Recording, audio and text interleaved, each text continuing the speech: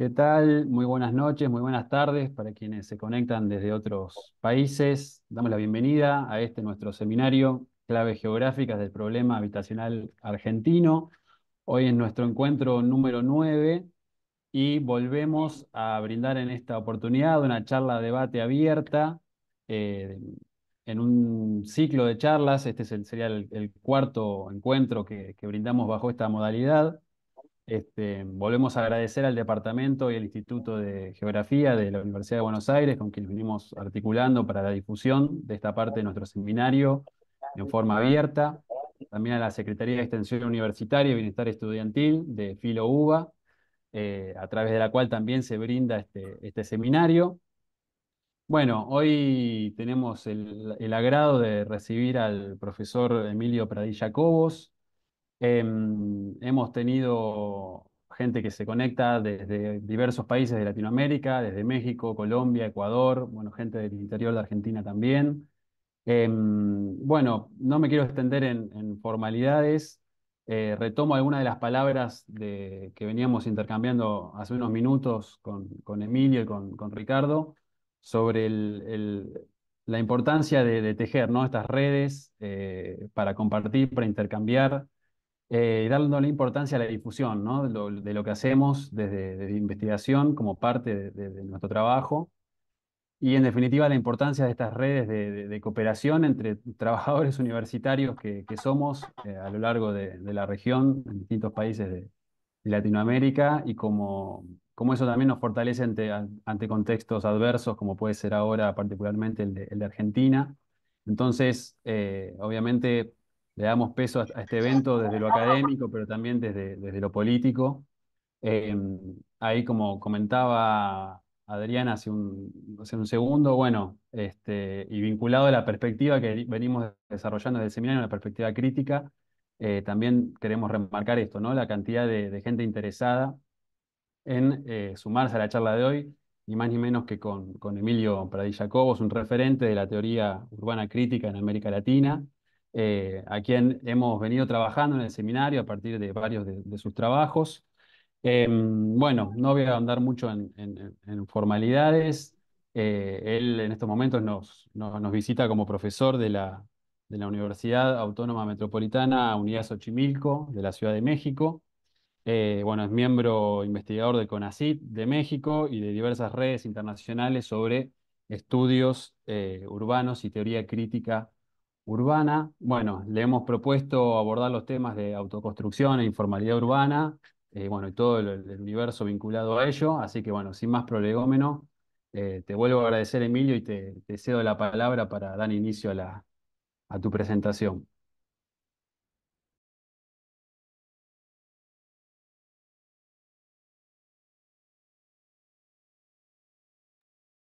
Perdón, Emilio, estás muteado, justo.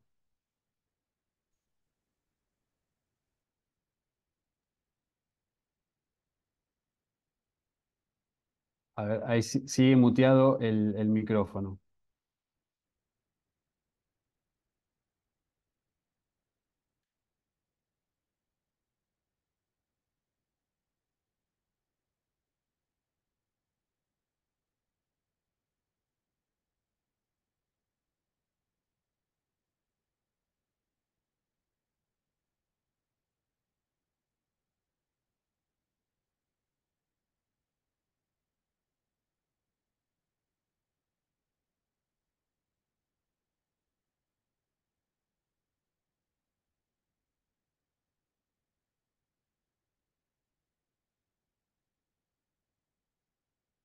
Y veo acá en mi computadora que otra manera de desmutearlo es con el Alt más la letra A, quizás como alternativa. Ah, que desde la administración de la sala quizás se puede desmutear el micrófono también. Ahí está, creo que estamos bien ahí. Bueno, pero quiero ver el texto que está en esta está bien. ¿Está bien ya? No, no me Per- oye. Perfecto, sí, sí, ahí Ah, estamos. bueno, Ahí está, ok. perfecto, Emilio. Decía que Gracias, Juan Pablo. Gracias, Ricardo, por la invitación. Es un agradecimiento real y sincero a todas, a todos los que deciden oír esta charla. Eh, un buen saludo, un gran saludo desde aquí, desde México, y a la Universidad de Buenos Aires y a su Instituto de Geografía, mi agradecimiento y también, como lo decía en la charla previa, mi solidaridad plena con las reivindicaciones de los trabajadores universitarios hoy día en Buenos Aires, pero también en otras ciudades y países de nuestra América Latina. Espero poder cubrir todas las inquietudes que me plantearon los organizadores de esta charla. En el tiempo que tenemos, voy a tener dificultades serias porque plantearon una visión muy amplia del tema de la autoconstrucción. Pido disculpas de entrada por la velocidad a la cual voy a tratar algunos temas y espero que en los minutos que tengamos disponibles al final poder ampliar si a alguien le interesa. Lo primero que quisiera señalar es que la sobrepoblación relativa, eh, que para mí es un concepto mucho más válido y mucho más útil que el de informalidad, tiene un carácter histórico estructural en nuestra región. No es una cuestión pasajera, no es una cuestión del momento, ha estado presente siempre en América Latina. Si revisamos los datos de la CEPAL, nos encontramos que el desempleo que registraba CEPAL en 1950 es casi idéntico al promedio de la, comillas, informalidad que se registra en 2024.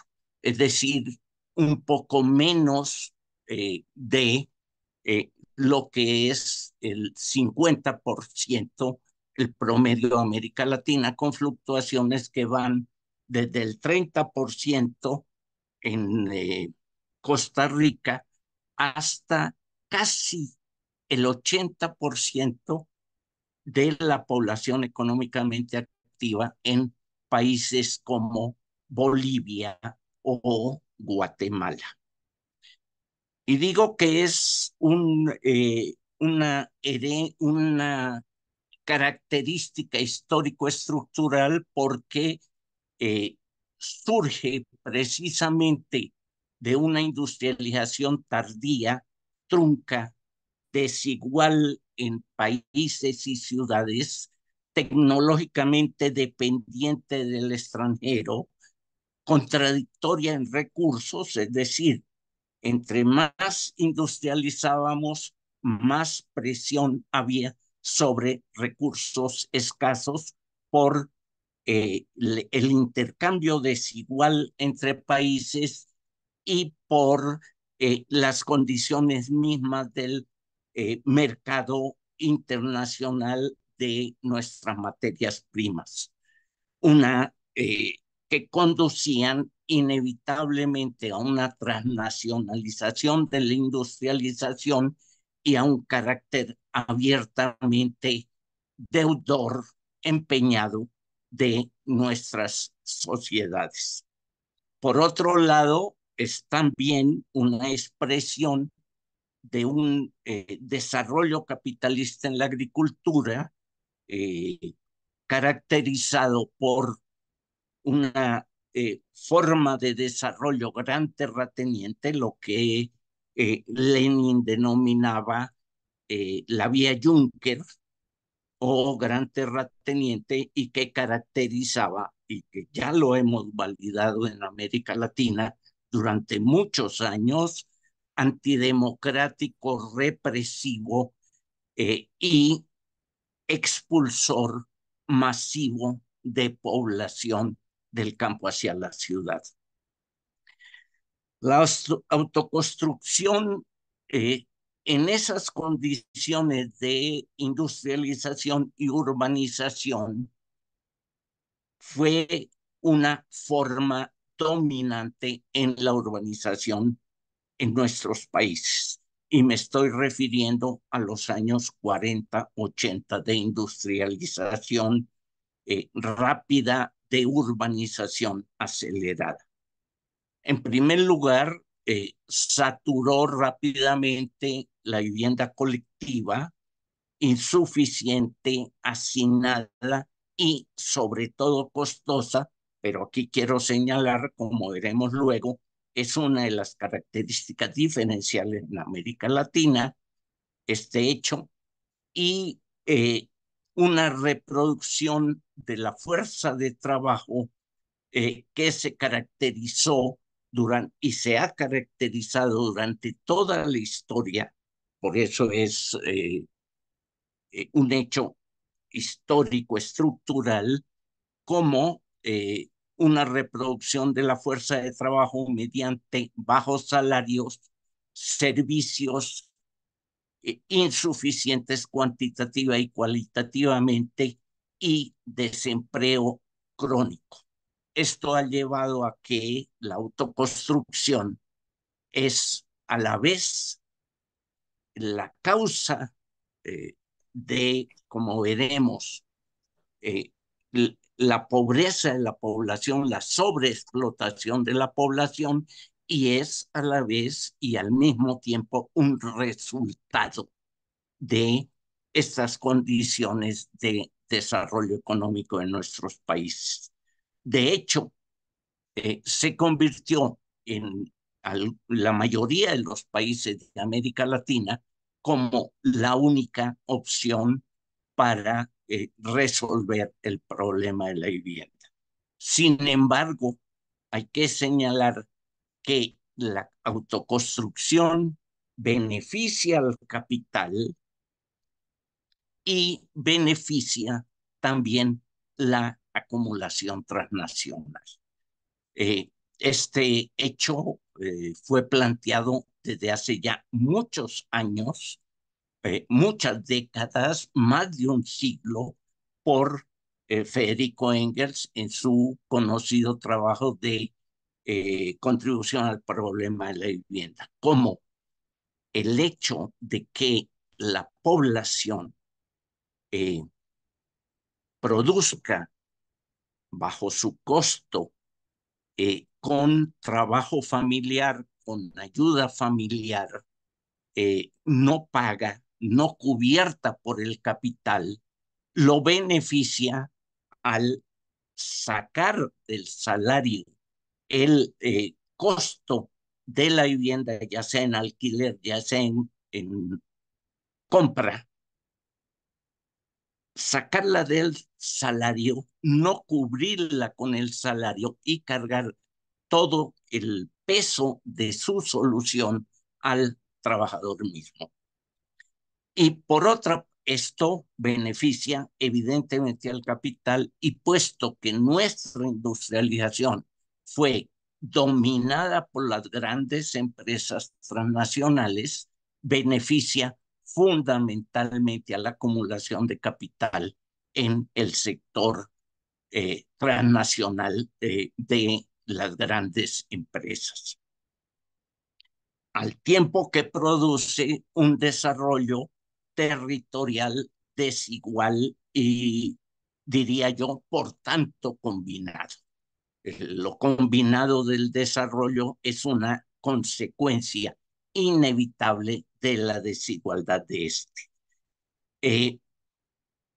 En la mayoría de las ciudades, de las ciudades latinoamericanas nos encontramos con una abierta desigualdad entre las áreas, las zonas que llegaron a ser eh, en los años 80 más de la mitad de la eh, área, del ámbito urbano, de la superficie urbana.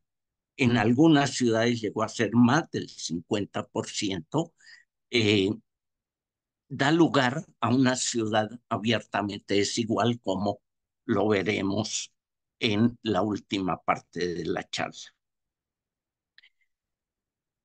En segundo lugar, eh, tenemos que señalar un papel abiertamente contradictorio del Estado. Eh, el Estado o los estados latinoamericanos, incluyendo muy diferentes gobiernos, es decir, desde los gobiernos abiertamente dictatoriales hasta gobiernos de corte democrático liberal, han mantenido una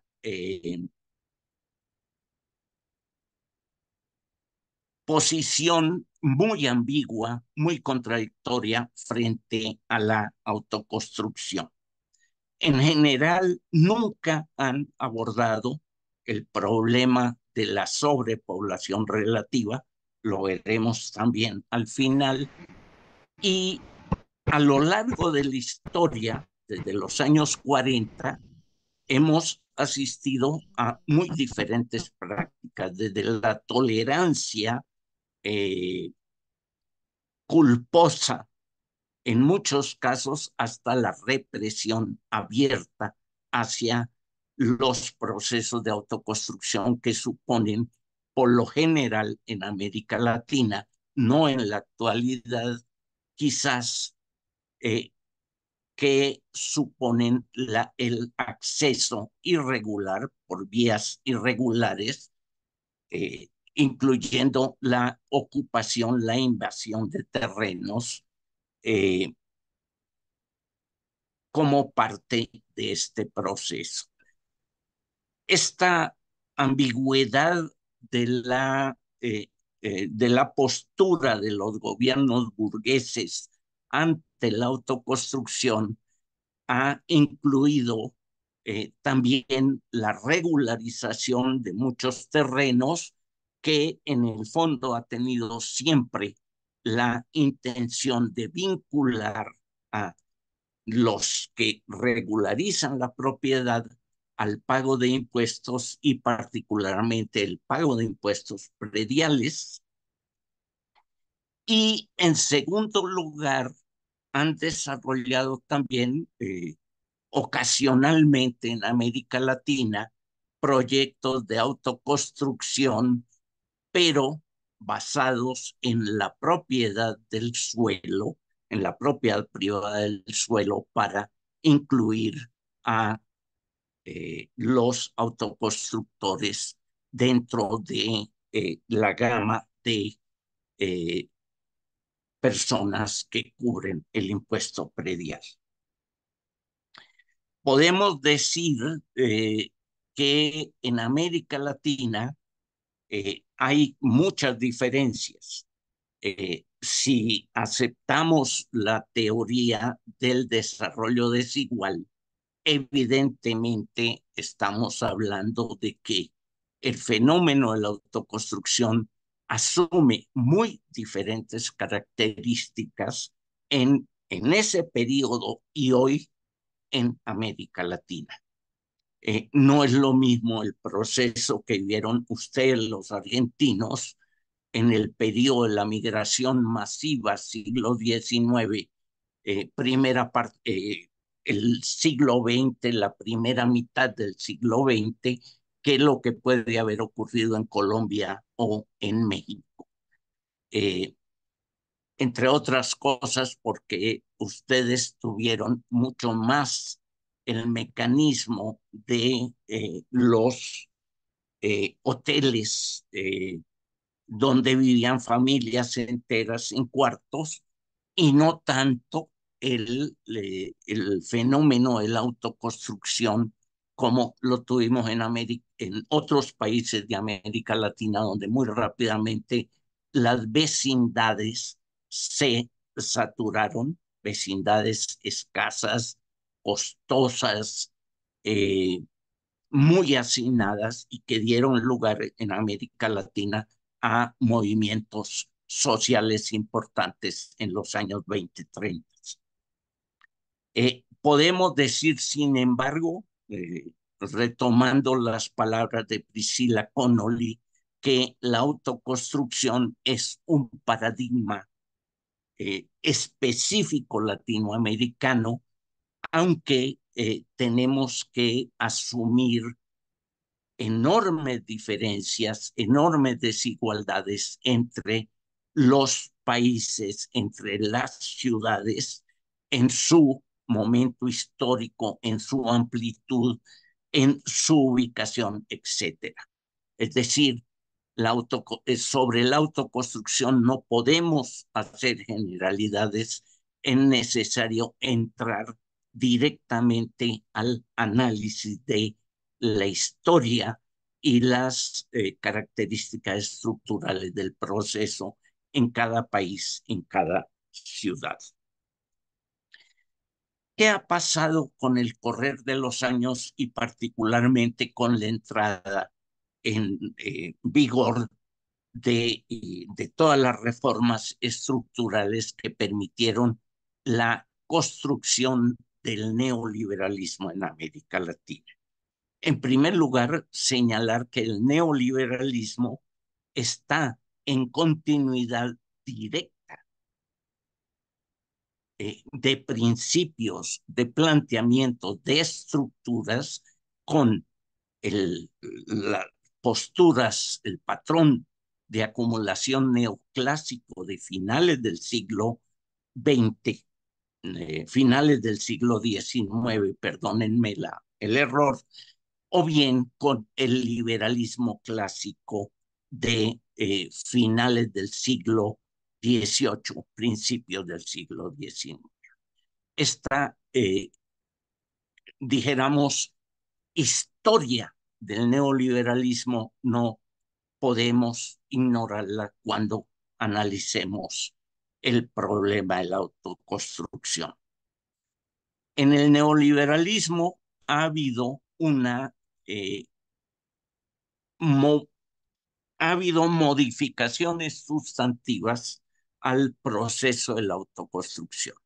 En primer lugar, el control estatal y el control privado del suelo ocupable por los autoconstructores se ha reducido significativamente. El control ha aumentado significativamente y las posibilidades de ocupación irregular, de invasión, eh, como queramos designarlo de acuerdo a nuestras realidades, eh, por parte de los autoconstructores. De hecho, hay países donde los mismos movimientos sociales se han transformado, metamorfoseado de organismos de lucha y reivindicación en organismos de gestión de la adquisición de terrenos adquiridos legalmente en condiciones abiertas, estatales y privadas de restricción y control del suelo urbanizable. Esto ha producido, a mi juicio, una un menor desarrollo de la autoconstrucción en nuestros países, que ha sido reemplazado eh, o también integrada como forma de producir la vivienda mediante dos procesos que ocurren simultáneamente. La densificación de los barrios populares es decir, la saturación de los terrenos con construcciones para familiares, etcétera. Y en segundo lugar, la densificación en altura. Observamos cómo realidades tan diferentes como las favelas brasileñas o los barrios populares mexicanos hoy día ya no tienen ni uno ni dos pisos, ya nos encontramos con morfologías donde predomina los cuatro plantas y predominan muchas cosas que no tengo tiempo de detallar. Y otro aspecto que es importante en el neoliberalismo es la penetración del capital en la producción de la mal llamada vivienda de interés social, porque no llega a los sectores mayoritarios de la población, permanece atendiendo a un sector eh, alto de de los ingresos de la población y sin embargo los resultados han sido verdaderamente lamentables en países tan distintos como Chile o como México. Es decir, viviendas de mal la calidad, malos materiales, muy distantes de la ciudad, sin infraestructuras, sin servicios, etcétera. Esto es todo un panorama que lleva al abandono, a la desocupación de las viviendas, aún las ya pagadas, y el abandono total o la ocupación por sectores, dijéramos así, de la delincuencia organizada. Tenemos una larga historia de discusión de estos temas de la autoconstrucción. Priscilla Connolly, con un sentido muy fino de su observación, señala que la informalidad es otra cara de la marginalidad y de la modernización como eh, re, eh, planteamientos teóricos hechos por la intelectualidad procapitalista estadounidense fundamentalmente. Cada uno de estos grandes debates tiene una historia. El primero en los años 60, el de la modernización, 50, 60, el de la marginalidad, 60, 70, el de la informalidad a partir de los años 80 fundamentalmente en la región. En el campo específico de la autoconstrucción también hemos tenido debates muy intensos ubicados históricamente. Los planteamientos de John F. Turner en los años 60, 70 del siglo pasado, la crítica muy severa que hice yo a los planteamientos de Turner en los años 70, 80, después la reinvención, dijéramos así, de los valores imaginarios de la autoconstrucción por parte de Hernando de Soto en su conocido libro El otro sendero. Y finalmente, hoy día, eh, tendríamos que dedicar un tiempo largo al análisis de lo que se ha llamado la teoría de la producción social del hábitat, que sin embargo, y desde mi punto de vista, retoma mucho del planteamiento de Turner, retoma mucho de las críticas que podemos hacer a la autoconstrucción por su función benéfica para el capital, etcétera, etcétera, y a muchos otros aspectos de en la llamada iniciativa de la producción social del hábitat, que ha sido, sin embargo, o como ejemplo de esta realidad abordada por gobiernos eh, dichos progresistas, como el caso de México, donde se adoptó la producción social del hábitat como una política expresa del, eh, del gobierno mal llamado progresista mexicano. En este sentido, yo quisiera señalar que mi posición sigue siendo la misma de 1982, cuando escribí un texto sobre la autoconstrucción, que es la oposición como fórmula de solución, pero al mismo tiempo y dialécticamente la defensa democrática de los autoconstructores, porque es la única salida que les deja el sistema para obtener la vivienda. Y para concluir, quisiera, creo que ya se me agotó el tiempo, algunas implicaciones de la problemática actual en la región.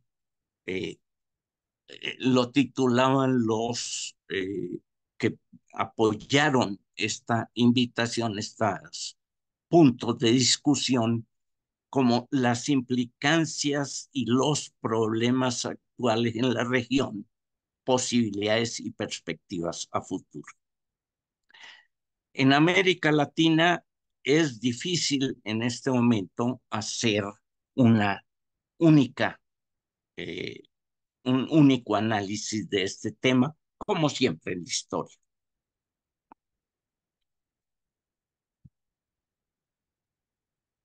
Nos encontramos bajo gobiernos de extrema derecha, en casos como Argentina, Ecuador, por ejemplo, eh, para citar dos ejemplos paradigmáticos en el momento actual, y a un conjunto de gobiernos llamados progresistas.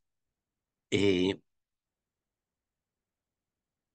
es importante que vayamos a ciertos rasgos que desgraciadamente eh, siguen estando presentes en muchos de los gobiernos de extrema derecha y también en muchos gobiernos llamados progresistas.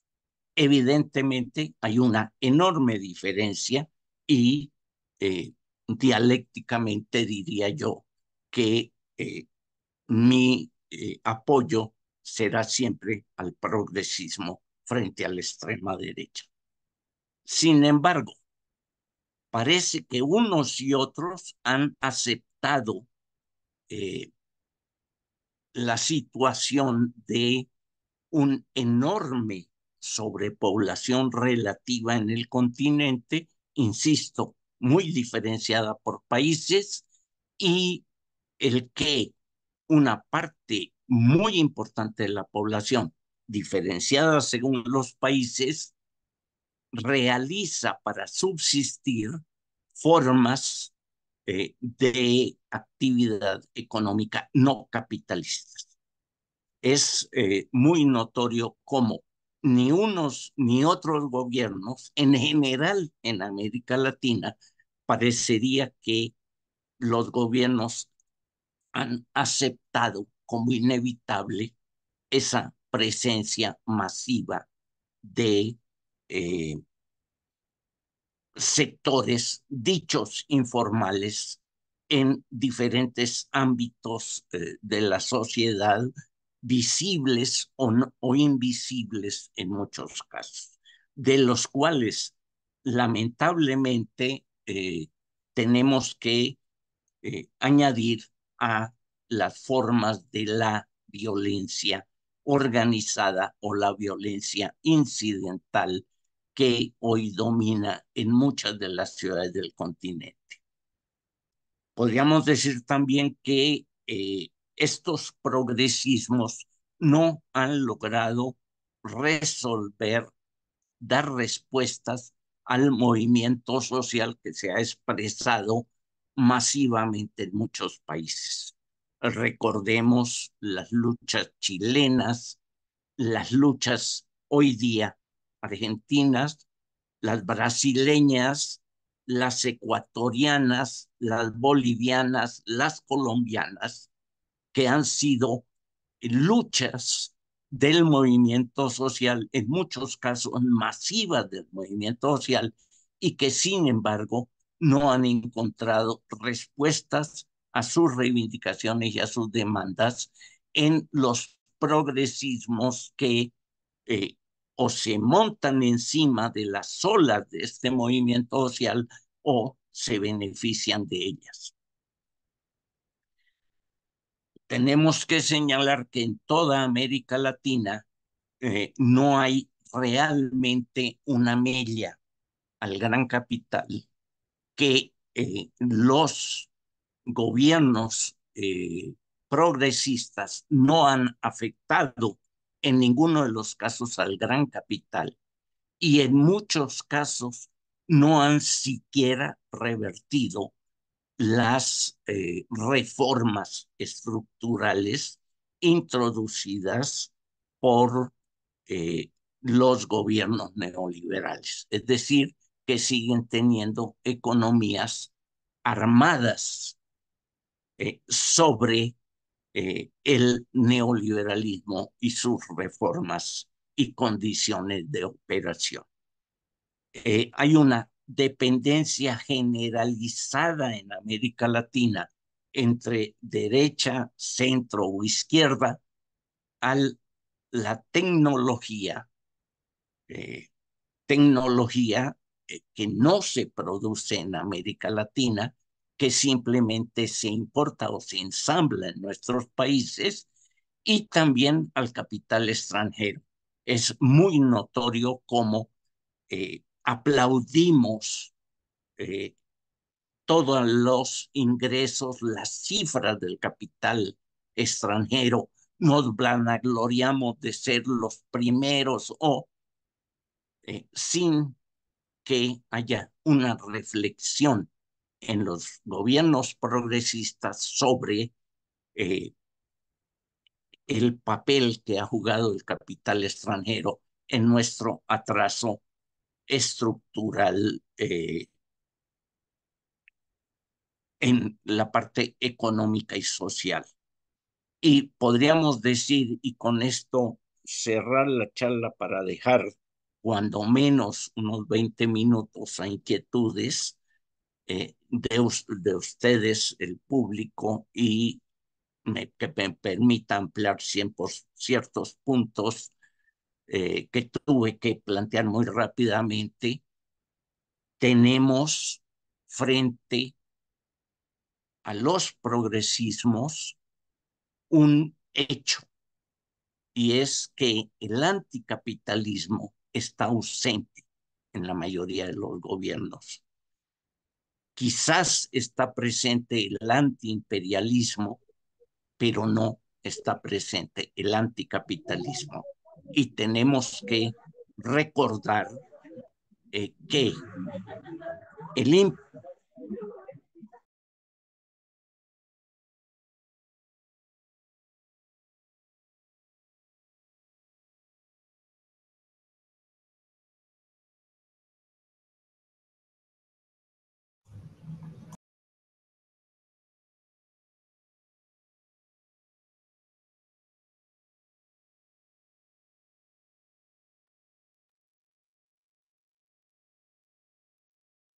Ah, No sé si soy perdón, yo, Juan.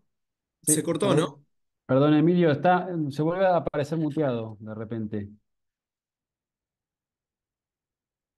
A ver, un segundo, Emilio, que te aparece como muteado el micrófono otra vez.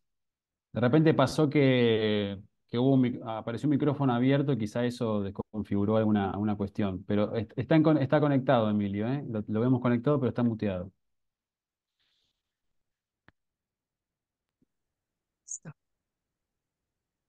Ahora mejor.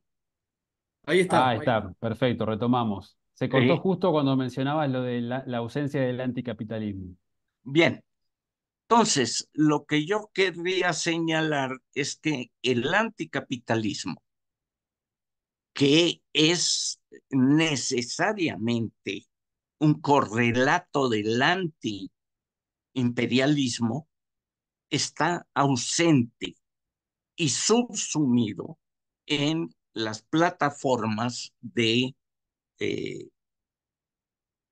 lucha por el poder del Estado y de gobierno de los gobiernos que se dicen progresistas en América Latina. Está ausente y subsumido, absorbido, borrado en los partidos y yo diría lamentablemente en algunos sindicatos de la región que habiendo y siendo progresivos han olvidado esa función de la lucha contra el capitalismo. Y concluir diciendo que la autoconstrucción es en América Latina una condición del capitalismo eh, atrasado latinoamericano que lamentablemente el eh, progresismo no ha desarrollado ninguna política que en la práctica de sus gobiernos o en sus plataformas que enfrente a este problema de la ausencia de inclusión de la vivienda dentro del salario de los trabajadores latinoamericanos, pero que de todos modos expresamos nuestra solidaridad por principios democráticos hacia estos gobiernos progresistas que evidentemente presentan menos eh, eh, problemas o al menos abren ciertos procesos que benefician a las mayorías latinoamericanas. Muchas gracias y estoy abierto a todos los preguntas, críticas, comentarios que quieran ustedes hacer. Bueno, Emilio, muchísimas gracias. Clarísima la exposición, muy, muy ordenada, completa. Muchas gracias por ajustarte al tiempo, que simplemente poníamos como una referencia, pero bueno, bien que nos quedan unos buenos minutos para el intercambio. Bueno, abrimos la palabra, invitamos a quienes quieran hacer un comentario o preguntas a que directamente abran el micrófono y lo planteen. Si no, estaremos atentos al chat también. Pueden ir levantando la mano desde el Zoom y les vamos dando la palabra. Así No que, voy a poder leer lo que pongan en WhatsApp. Te pediría, Juan Pablo, tú conoces bien mis limitaciones visuales, que leyeras cuando se trate de preguntas que se hagan en chat. sí, sí, sí, totalmente. Eso, quédate tranquilo que las vamos levantando nosotros. Eh, bueno. Acá levanto, bueno, una primera pregunta que hay en el chat. Eh, bueno, un poco así como plantea esto Juan Oliveira. Dice, buenas noches, profesor Emilio. ¿Usted se opone a la autoconstrucción? Hay una primera pregunta. Eh, no me opongo a la construcción, a la autoconstrucción. Considero que implica una salida autoritaria negativa a los intereses de los trabajadores, beneficiosa del capital,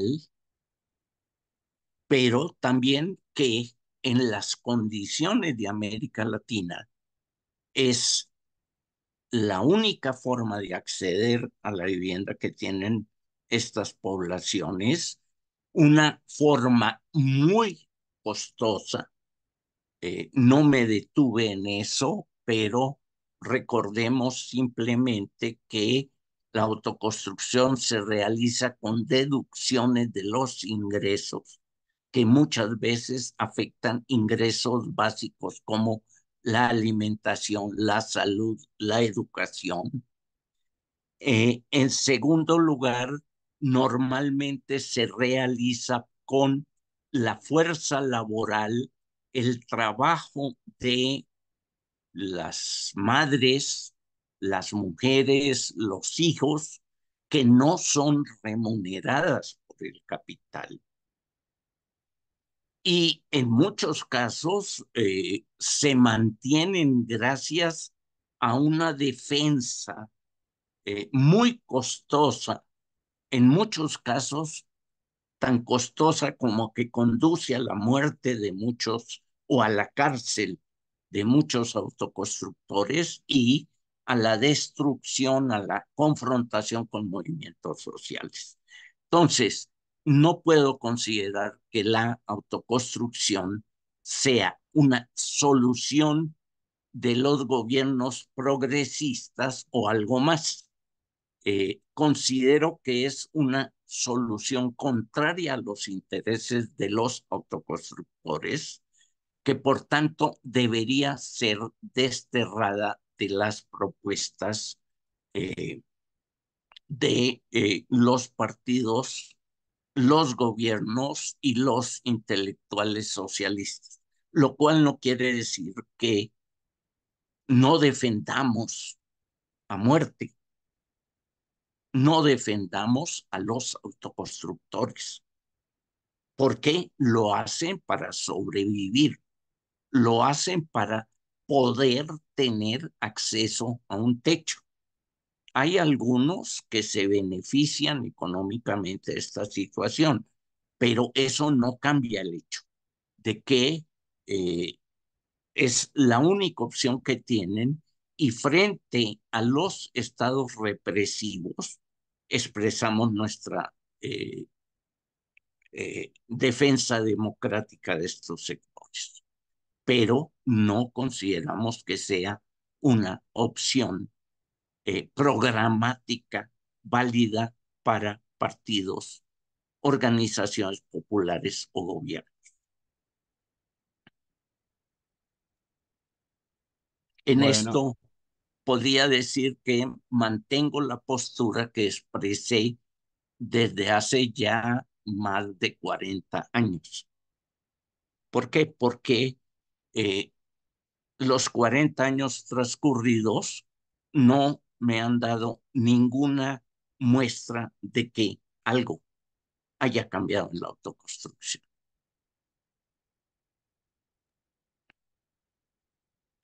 muchas gracias, Emilio. Sigo transmitiendo las consultas que aparecen en el chat. Ahí volvemos a sugerir quienes puedan hacerla directamente para no generar distorsiones a la hora de comunicar la pregunta. Transmito la siguiente de Ana Núñez, que dice, quisiera preguntarle al profesor cómo podría ampliar en el actual contexto latinoamericano su concepto de vivienda adecuada como aquella que se produce en condiciones medias del desarrollo de las fuerzas productivas y así ser accesible al conjunto de la población. Bueno, eh, quisiera insistir, Ana, que no podemos hacer generalizaciones, podemos generalizar el concepto, pero no generalizar a todas las sociedades, porque seguramente no es lo mismo lo que ocurre y la situación en Honduras o en Brasil.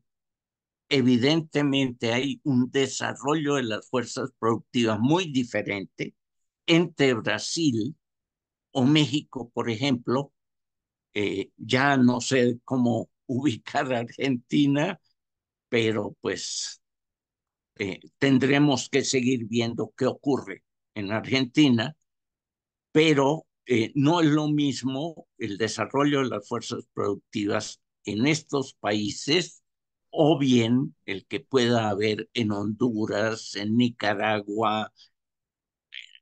Entonces, en cada caso, podemos llegar a viviendas adecuadas distintas.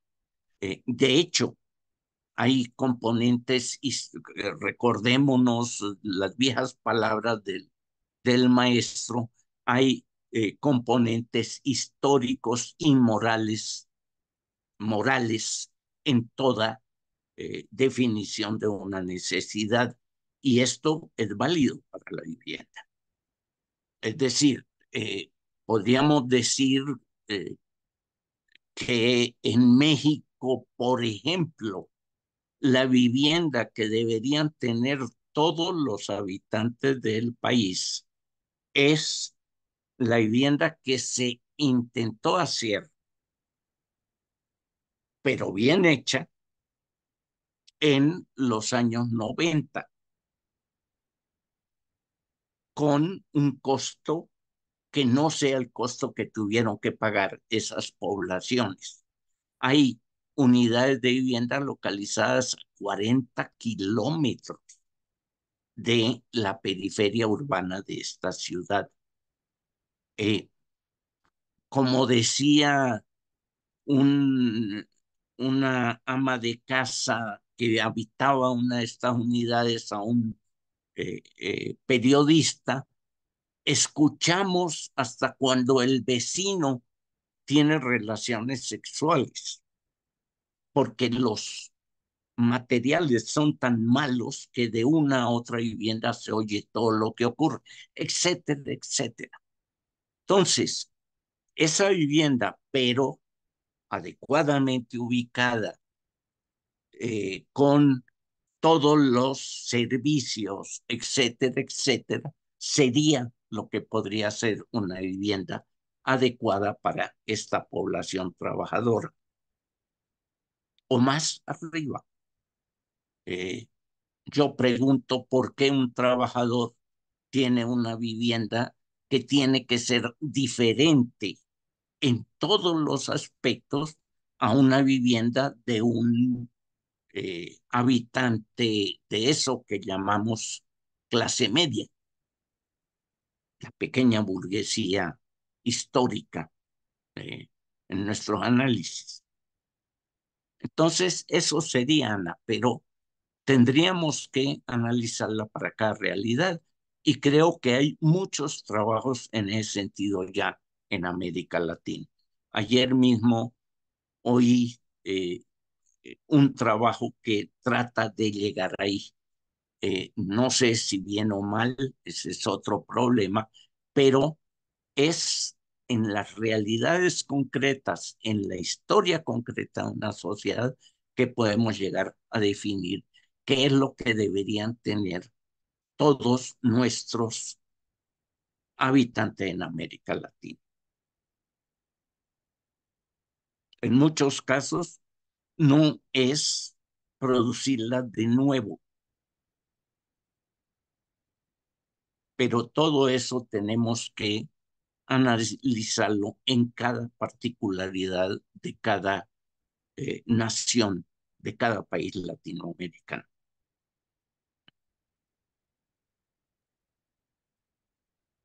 Bueno, sigo compartiendo las preguntas. Tengo una en el chat de Gustavo Bellucci. Tenemos a Paula con la mano levantada. Hay otras que fueron apareciendo en el chat. Ricky, sí, no sé si quieres hacer alguna aclaración para gestionar el intercambio. No, no, hay muchísimas preguntas. Avanzá con la que te parezca, yo tengo alguna más y hay una pregunta De que me Rosa llegó. también, que sí, Sí, porque me estaba intercambiando para avisarle dónde iba a estar el link y me llegó una pregunta. La leo esa, así no se nos confunde después. Pregunta, dale. ¿hasta dónde es conveniente la asistencia del arquitecto en comunidades que practican la autoconstrucción como único medio para poder construirse un lugar para vivir? ¿Hasta dónde es conveniente la asistencia del arquitecto? Figura técnica, digamos. En términos técnicos, eh, yo siempre he dudado mucho de qué aportamos los arquitectos. Y digo aportamos porque yo soy, no lo sé ya, pero fui arquitecto alguna vez. Eh, la autoconstrucción técnicamente recupera muchas tradiciones históricas de técnicas constructivas, recupera también algo que es muy importante y que nos cuesta mucho trabajo entender a los arquitectos, que es recupera las condiciones de subsistencia. Viendo los trabajos los levantamientos que presentan, por ejemplo, sobre los ranchos, eh, Al grupo mandé. Iris Rosas Al o grupo mandé. Iris Rosas o bien Teolinda Bolívar sobre los ranchos venezolanos, dice, uno se pregunta, ¿y por qué no se caen? Hay verdaderas obras maestras de ingeniería que ante nuestra lógica profesional deberían caerse y no se caen porque hay una recuperación por el autoconstructor que es muy difícil para nosotros, que es la recuperación de las condiciones de subsistencia. Y eso tiene que ver mucho con las técnicas constructivas. Ahora, eso no quiere decir que no tengamos nada que hacer, pero eso es igual para sociólogos, antropólogos, cualquier profesión. Es el apoyo solidario con estos procesos, la defensa irrestricta de estos movimientos, eh, por una razón fundamental. Es la única opción que tiene esta población. Tenemos que defenderla. Así no estemos a favor de la autoconstrucción como una solución en el futuro. Hay muy diversas soluciones que deberían formar parte de los proyectos progresistas y no necesariamente el de eh, proyectar y prolongar para el futuro esta forma de obtener la vivienda que se hace a costa de el, la, el padecimiento, el sufrimiento, la vida cotidiana de las familias populares en el continente.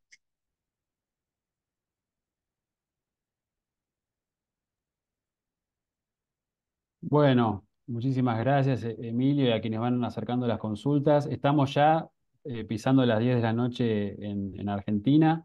Obviamente siempre tratamos de no excedernos demasiado con el tiempo, por respeto a vos también, Emilio, a tus tiempos. Yo no Eh, tengo problema. bueno, Si ustedes quieren y pueden, podemos prolongarlo un poco más.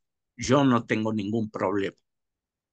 bueno, buenísimo. La diferencia horaria nos juega a favor, los usos horarios nos juegan a favor.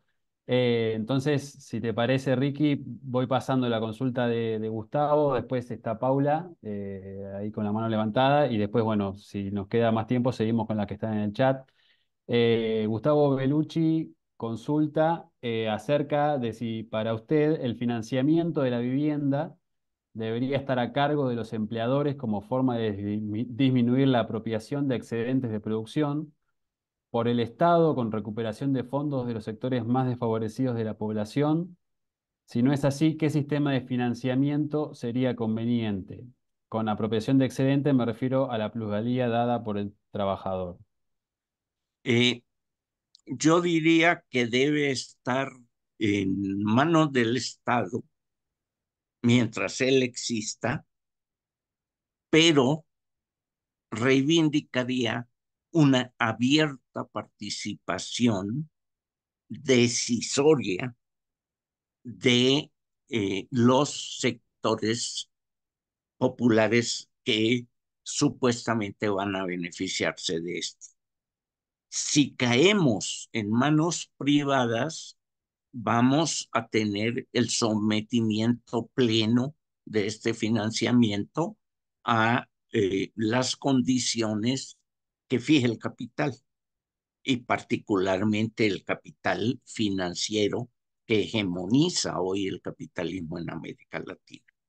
Entonces, y en todo el mundo, diría yo.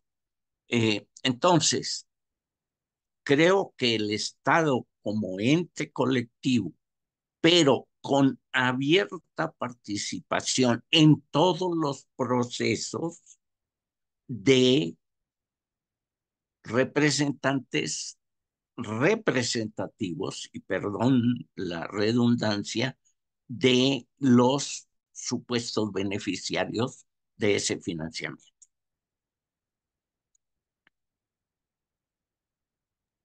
Y después, pues lo que nos vaya dando el desarrollo social, la historia, etcétera. Pero ahora, en nuestra realidad concreta, en gobiernos de índole progresista, esa sería mi opción.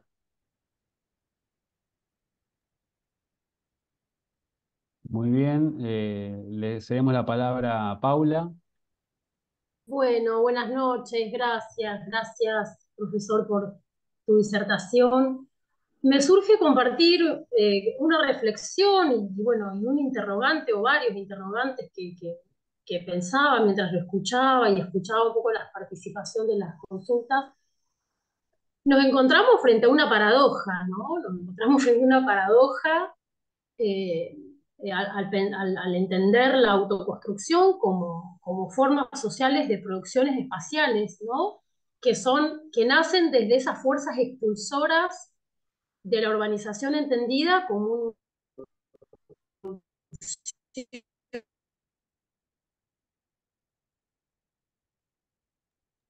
Se perdió la Ay, conexión, me parece, sí, ¿no? Sí. Paula, no sé si se cortó. Si no, capaz, esperemos un minutito a ver si vuelve la conexión de Paula y sigamos con alguna pregunta en el chat que tenemos para sí. Emilio, lo vamos Bueno, a tener hasta medianoche, si no. sí, paso a la siguiente. Ahí Paula todavía no volvió la conexión. Bueno, transmito una consulta de César, Annalise de la Vega. Preguntarle al profesor sobre su opinión de las cooperativas de vivienda construidas por ayuda mutua. De antemano, siempre es un placer escuchar al profesor. Esa es la consulta. Pues yo creo que forman parte de esta necesidad que tiene la población, y que no encuentra otra salida. No encuentra salida en el mercado porque no la hay. No encuentra salida con sus ingresos. En la mayoría de los casos no son sujetos de crédito siquiera. ¿Por qué? Pues por eso empecé yo con aquello de la superpoblación relativa, o la sobrepoblación relativa como un componente estructural, histórico de nuestro desarrollo económico, desarrollo capitalista. Entonces, es una forma más de las múltiples que ha intentado eh, la población mayoritaria de América Latina para acceder de alguna forma a alguna solución de vivienda. Evidentemente juega el mismo concepto democrático que planteaba, que es paradójico. En eso lamento que no haya podido Paula expander su pregunta, realizarla completa todavía, pero es paradójico. Es una de las tantas paradojas políticas que yo pienso que lamentablemente no han sido aceptadas o apoyadas por las organizaciones progresistas. Perfecto, sí, disculpen, se me desconectó internet y un poco era la presentación, el preludio a la pregunta o a la inquietud, más que nada, que tiene que ver con que quién o qué actor, o qué actores o cuáles actores podrían aportar soluciones a esto, porque por un lado el Estado legitima, ¿no? Con esto que comentabas recién respecto a el control del suelo urbanizable, ¿no? Por un lado, el Estado y el sector privado son quienes controlan la producción de suelo urbano y de alguna manera condicionan las áreas dentro de lo urbano que van a estar destinadas a la autoconstrucción, ¿sí? Por otro lado, está el Estado legitimando luego con programas de mejoramiento barrial, ¿no? La inserción a la trama urbana de estos sectores que nacen desde el mercado desde los modos de autoconstrucción. Pero por otro lado, el Estado después legitima, pero también acerca beneficios. Entonces, si el Estado no tiene la solución del todo, porque por un lado legitima, por el otro lado repara, por el otro lado, bueno, ¿quiénes tienen la solución? Entiendo que en la medida que siempre haya producción bajo el modelo capitalista, siempre va a haber en mayor o en menor porcentaje autoconstrucción de vivienda. Es como un dilema, ¿no? En esas cuestiones pensaba, no sé si hay respuestas para eso, probablemente sí, y muchas, eh, pero digamos, pensar apoyo o no apoyo a la autoconstrucción. Eh, el Yo creo, Estado perdón, Pablo, tiene la solución, el Estado no la tiene.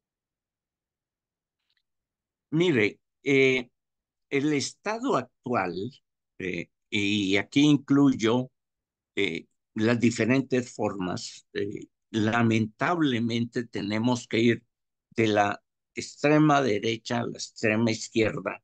Bueno, no hay extrema izquierda, pero a los progresistas, perdón por esta barbaridad que dije, eh,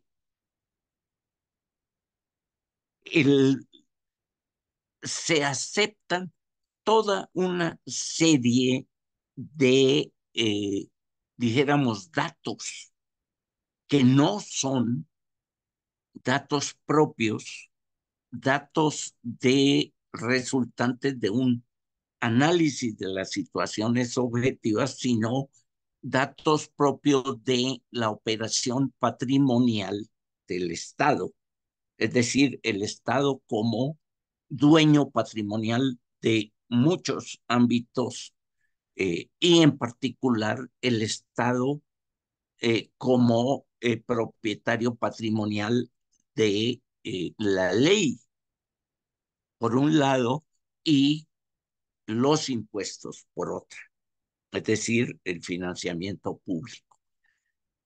Yo por eso planteo en el último punto que no es una solución, es simplemente una postura ante el problema, que es la necesidad de que la intelectualidad, al menos la que quiere el cambio, o fundamentalmente la que quiere cambiar esta sociedad, las organizaciones políticas y las organizaciones de los trabajadores y populares que introduzcan la nuevamente, porque estuvo muy presente en los años 70 y parece que se ha diluido en el tiempo, que es la postura anticapitalista,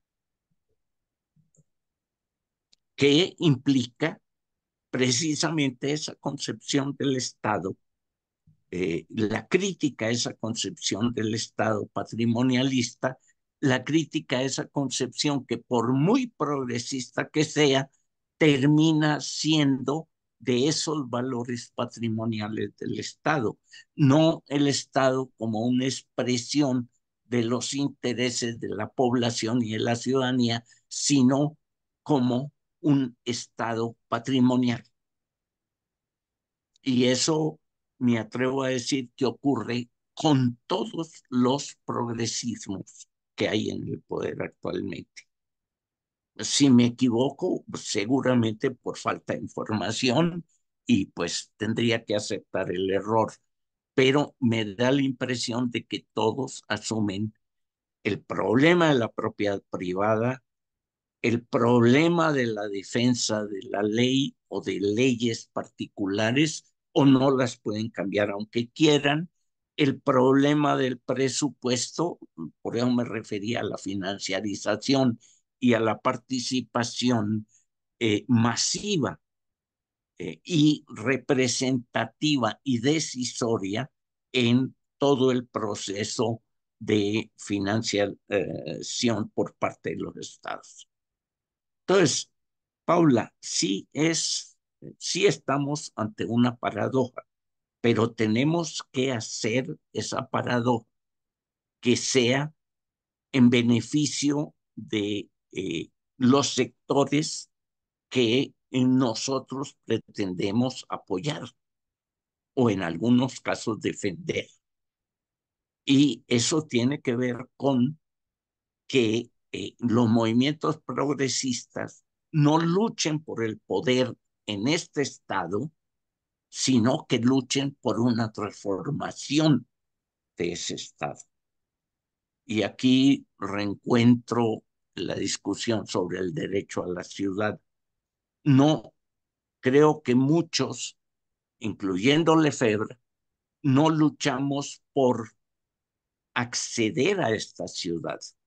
Luchamos por cambiar esta ciudad, por reconstruir, rehacer plenamente la ciudad, no acceder a lo que nos quieran o puedan dar los burgueses o los gobiernos de la corriente que sean como acceso a la ciudad. Entonces, lo mismo ocurre con el Estado, pero eso tiene que interiorizarlo las fuerzas de cualquier naturaleza que luchan por cambiar la situación. En fin. Bueno, muchas gracias. Disculpen, tuve problemas de conexión, se me cortó 2 veces, pero bueno, por suerte creo que me pudieron escuchar y responder las preguntas también, así que gracias. Gracias por las reflexiones sumamente interesantes y que abren un montón de interrogantes. Pues qué Gracias, bueno, para eso gracias. es que sirvo.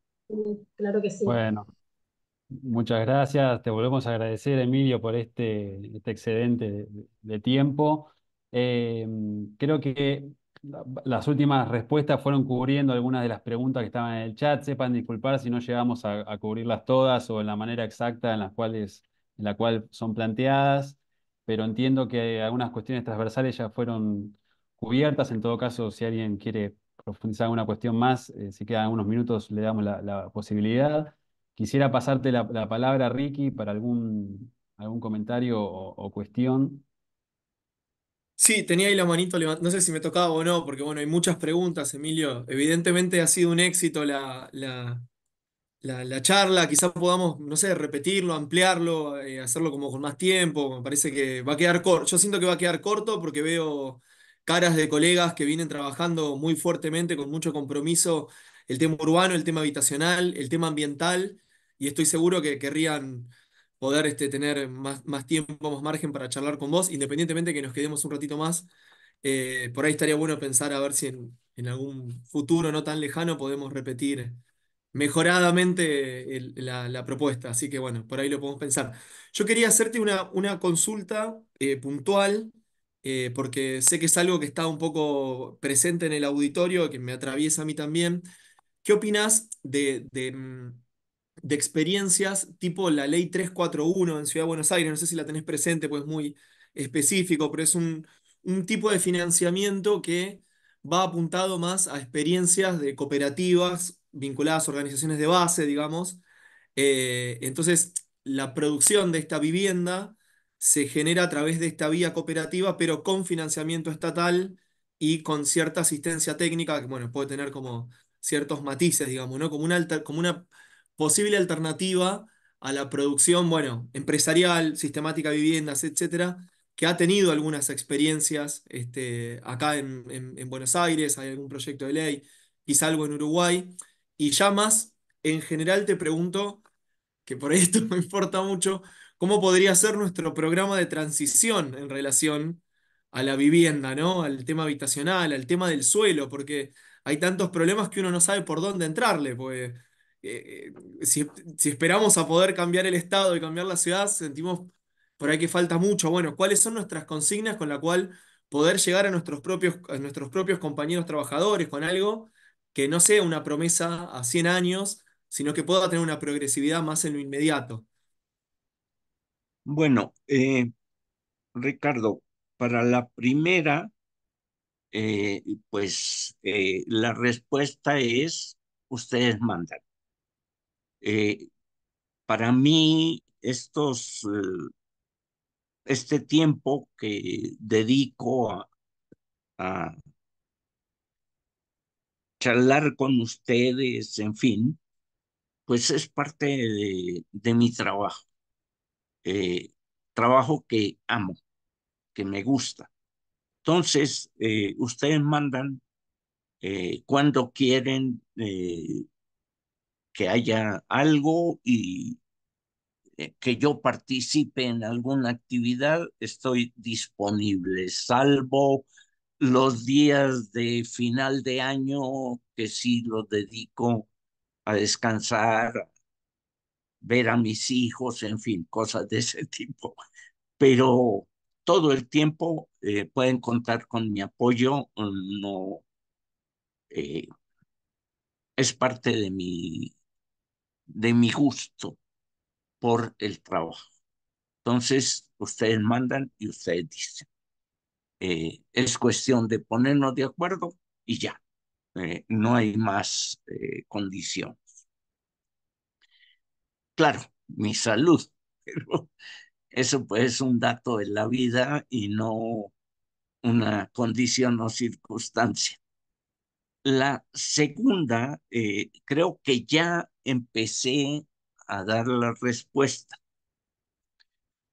Bueno, creo que no tenemos que plantearnos, sobre todo en la América Latina de hoy, el problema a 100 años. Eh, Creo que en América Latina la situación se nos plantea a más mediano plazo. Eh, lo que estamos viendo son estallidos muy frecuentes de la necesidad social. Yo hice el recuento más o menos de todas estas movilizaciones sociales con muy diferentes motivos, con muy diferentes factores que han incidido y con muy diferentes respuestas, evidentemente. Eh, no sé, no sé el neoliberalismo cuánto tiempo pueda mantener las condiciones de vida de la mayoría de nuestras poblaciones en América Latina. Yo creo que tenemos que pensar más que las respuestas no las están exigiendo ya. Eh, Eso tiene muchas lecturas y esas lecturas tienen que ver con nuestra realidad concreta.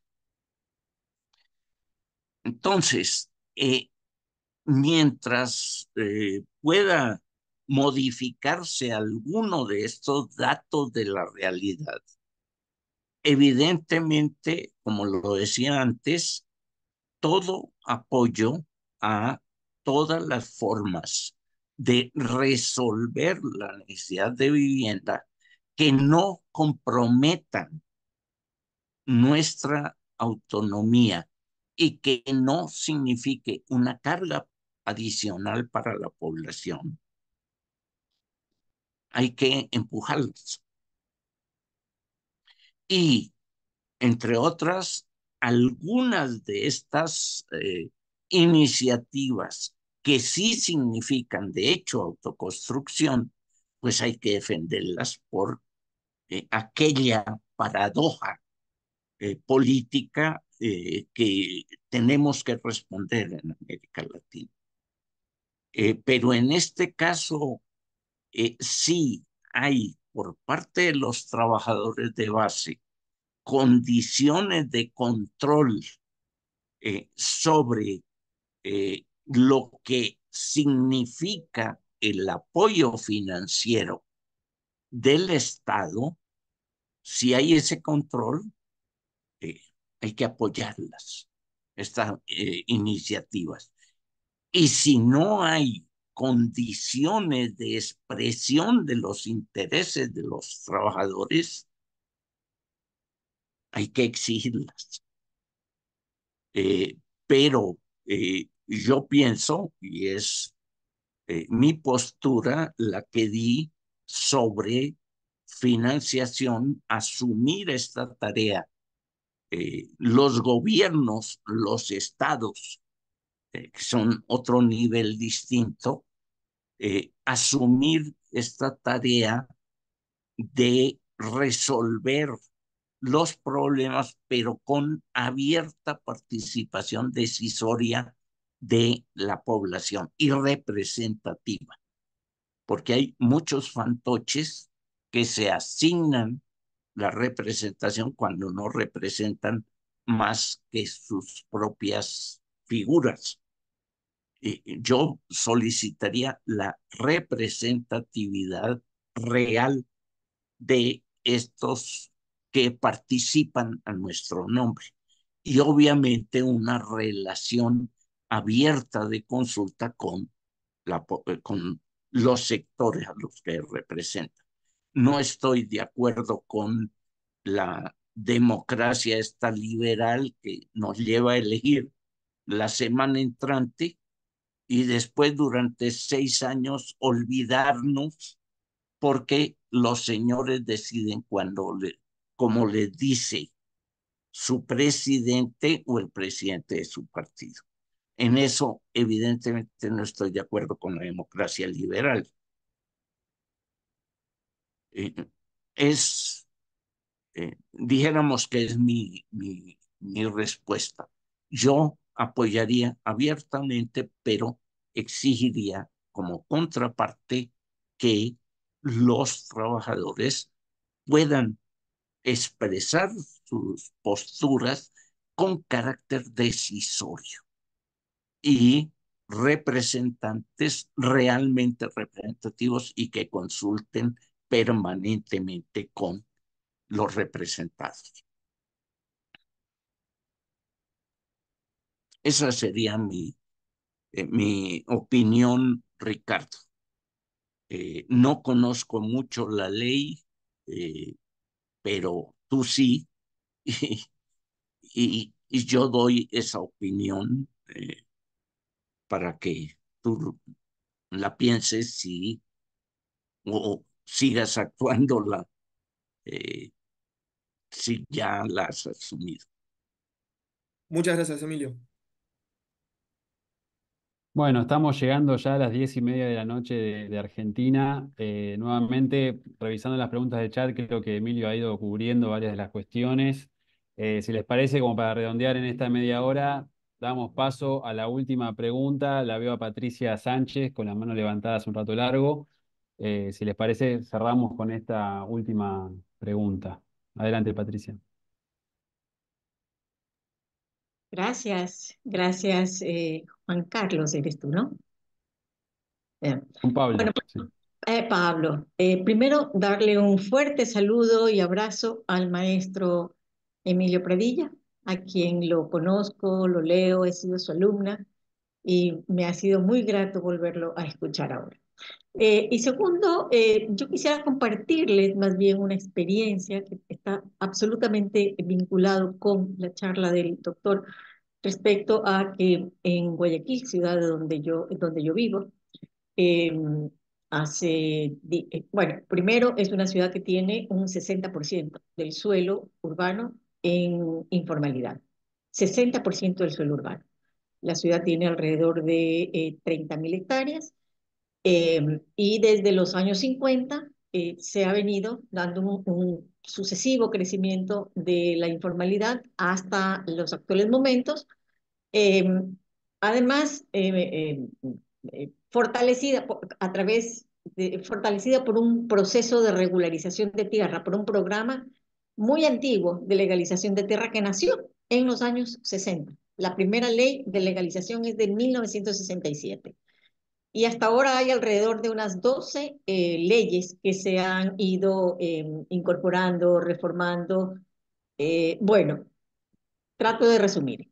El hecho es que en el 2010, en el marco de un gobierno progresista, doctor Pradilla, y con un fuerte paradigma, ¿no? Vamos a hacer la revolución urbana, se implementa un gran programa se llama Programa Nacional de Desarrollo Urbano, pero que era justamente para revertir este proceso de informalidad de la ciudad. Estoy escribiendo justamente sobre esto, un paper, el tema es que después de 10 años de implementación de este proyecto, los resultados. Un proyecto que tiene unos costos estamos hablando de 500 millones de dólares en una economía como la ecuatoriana, que es muy corta, muy reprimida, es bastante plata. Ha sido de un absoluto fracaso porque después de 10 años de implementación del programa, el programa se cierra, además porque el BID, que era el financista, corta el programa, corta el financiamiento por no estar, porque el programa infringe una de las regulaciones del BID, que es que no haya desalojos.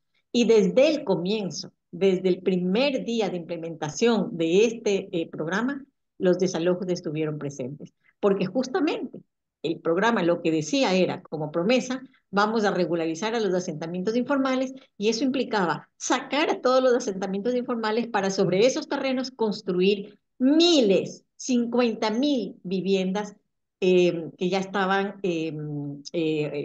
ofertadas por la empresa privada. El BID cortó el financiamiento y finalmente los resultados es que después de 10 años de vigencia de este proyecto, lo que pasó es que la informalidad creció. Si comenzó este sector con 10.000 familias, al final de los 10 años terminaron en 30.000 familias informales. Y terminaron no solamente se terminó con un profundo violación permanente de los derechos de la gente y con mucha resistencia por parte de la gente, sino además el proyecto concluye eh, eh, eh, eh, tirando abajo la premisa fundamental que era la regularización integral, el sacar de camino la urbanización informal para formalizar la ciudad, ¿no? Porque termina resignándose a un programa de legalización tal cual, exactamente igual que toda la política anterior de los 50 años que se quería revertir.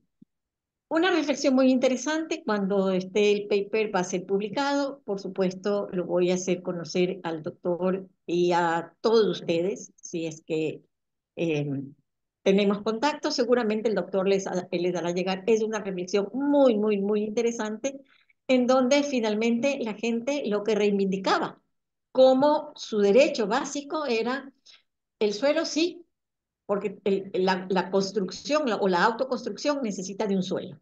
El suelo sí entra en todo un proceso de negociación, incluidas las mafias, pero lo que reivindicaba finalmente era tener el derecho de la construcción.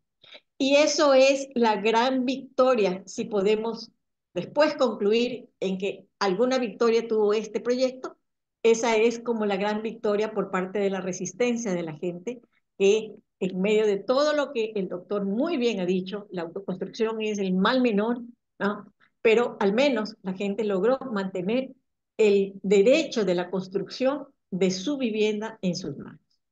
Es toda es mi reflexión. No sé si logré expresar la complejidad de este problema que es muy, muy, muy grande. Mira, en primer lugar, yo no he sido nunca muy partidario a la regularización, porque tiene dos caras muy distintas o más. No es propiamente una moneda, es algo más que es una piedra de muy diferentes caras.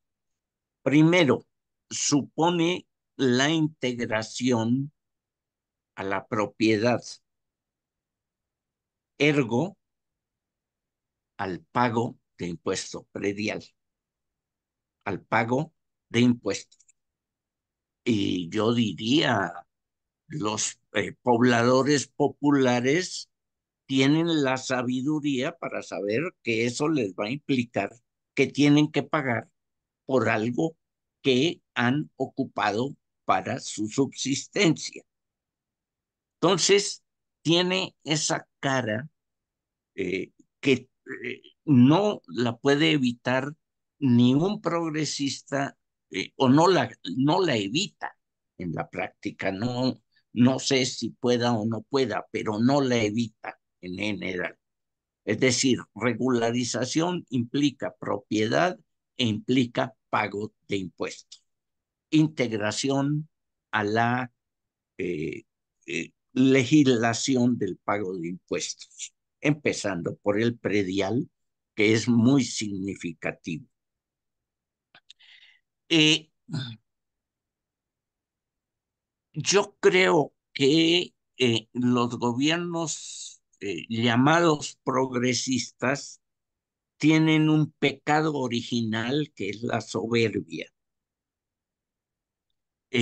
Si esos gobiernos consultaran sus políticas y consultaran, por ejemplo, con los que tú dices que son los beneficiarios de esa política, eh, tendrían sus voces y seguramente no habría, eh, no se hubiera dado esta legislación en esa forma, pero no nos consultan, no consultan a nadie, sobre todo no consultan a la población que supuestamente van a beneficiar.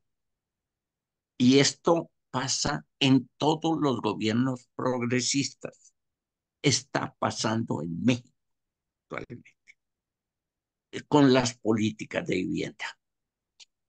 Entonces, hay esa primera cara. La segunda cara, la del desalojo, que es verdaderamente un crimen. Cométalo quien lo cometa, es un crimen, porque no tiene derecho un gobierno que se dice progresista a desalojar, a despojar a población que ocupó por la necesidad de vivienda. Eso no lo debe hacer un gobierno progresista. Y yo sé a quién y a cuál te refieres. No debe haber despojo.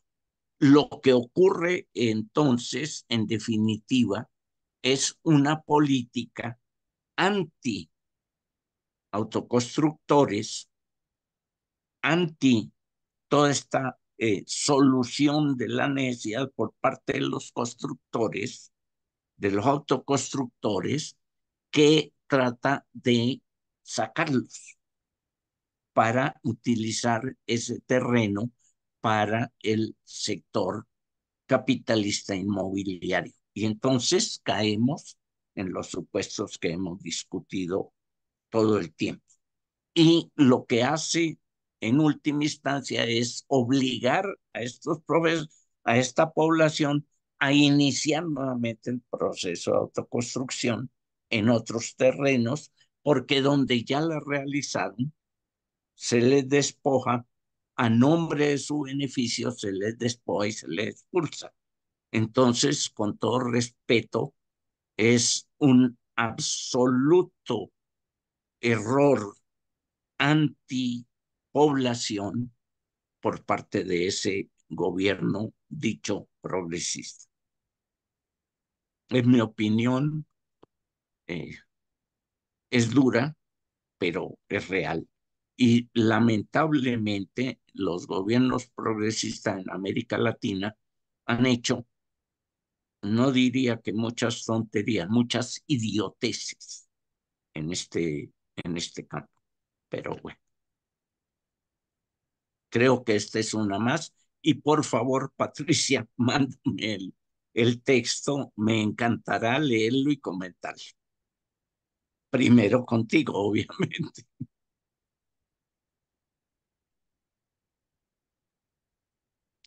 Bueno, muchísimas gracias. Creo que ya podemos ir cerrando la actividad. La verdad que súper contentos. Creo que todos nos quedamos con una sensación muy positiva de este intercambio que hemos tenido. Bueno, varias cosas para decir. Simplemente para cerrar, agradecer a todos quienes se han sumado, han compartido sus inquietudes. Bueno, obviamente, muchísimas gracias a Emilio por tu predisposición y por bueno, todo este tiempo también que nos hemos pasado de lo pautado. Creo que todos sentimos que era, ¿no? Nos llevaba como a una cuestión necesaria seguir intercambiando. Disculpas si hay algunas consultas o cuestiones que no hayamos podido rescatar del todo en el chat. Bueno, nosotros siempre tratamos de estar también abiertos en lo que es la difusión de lo que venimos haciendo en el seminario. Tenemos una página de Facebook que se llama Suelo y Vivienda en la ciudad latinoamericana, si mal no recuerdo, podemos compartirlo en el chat. Eh, Ahí podemos seguir recibiendo consultas o materiales que quieran compartir, como por ejemplo artículos o cosas que vayan produciendo. Queda mi mail también disponible, que estaba en el flyer de la charla de hoy, también para cualquier otro tipo de intercambio. Venimos manejando grupos de WhatsApp, donde bueno, vamos llevando la dinámica del seminario, pero también compartimos materiales, todo lo que abona a estas discusiones.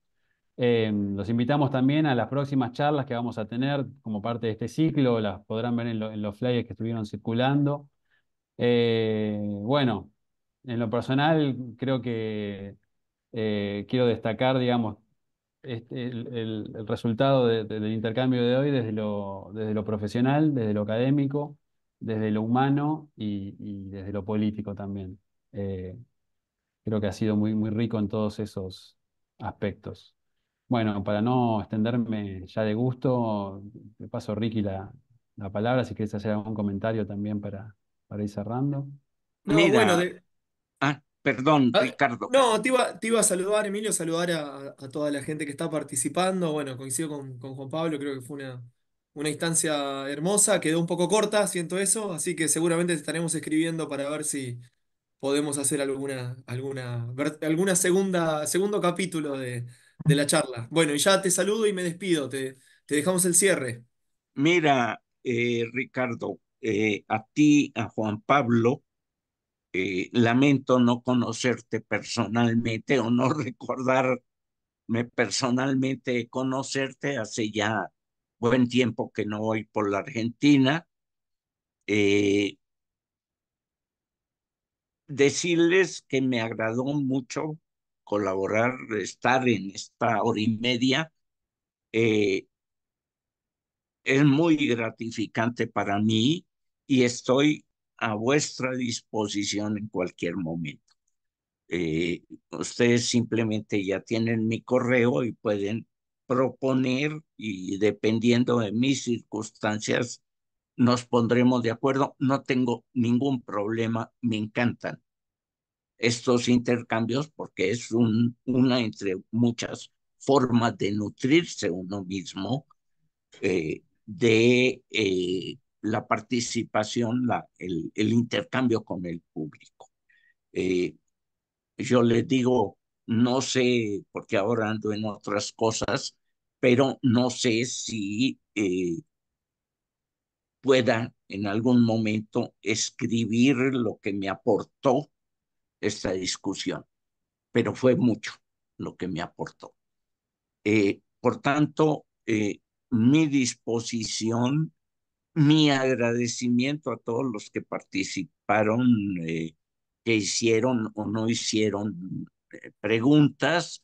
Lamento lo del tiempo, a lo mejor podríamos extender el tiempo, buscar un tema que nos lleve a una amplia participación. Es lo que a mí me agrada de estas charlas. Y pueden contar conmigo en cualquier momento y en cualquier circunstancia. Simplemente consulten cuándo y ahí estaré. Estaré encantado. Muchas gracias a ustedes por la organización de este encuentro. Muchas gracias a quienes soportaron esta hora y media. Eh, para mí fue fenomenal y nuevamente gracias y hasta la próxima.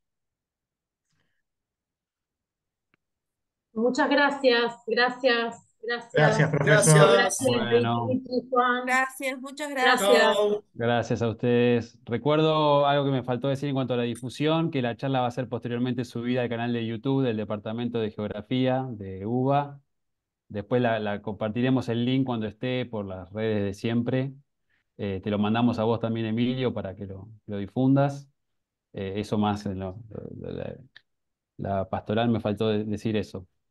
Ok, Bueno, desde ya, Emilio, que contamos con vos para seguir construyendo estas redes de cooperación. Lo mismo, vos podés contar con nosotros para cualquier actividad en la que podamos colaborar a distancia. Bueno, yo espero volver en algún momento a México, una ciudad que me gustó mucho, un país que me gustó mucho. Invito a todos quienes están en el ámbito académico y puedan viajar a que vayan a Ciudad de México, a la UNAM o a la UAM. Me faltó por ahí conocer la UAM. Así que desde ya que estamos también totalmente dispuestos a seguir construyendo estas redes. hasta pronto. Chao, Hasta la muchas próxima, gracias. Hasta Emilio. luego. Muchas Chao, gracias. gracias. Muy buenas Muchas gracias. noches. Chao. Chau, chau.